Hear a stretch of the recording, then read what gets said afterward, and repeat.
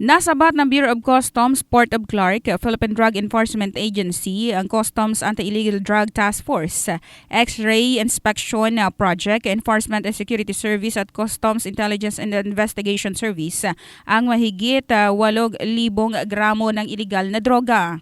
Ito ay matapos umanong makakuha ng impormasyon ang PDEA tungkol sa isang shipment kaya isinailalim sa X-ray screening.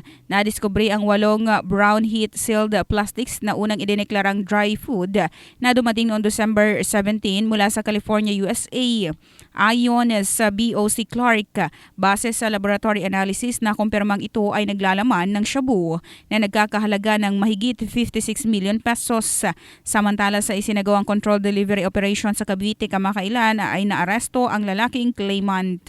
Yan ang report hatid ng Drymax Plus Herbal Capsule, lalaking laging umaangat in the heart of changing lives. Ito sa Brigada John Bayot ng Brigada News FM Philippines, the Music News Authority.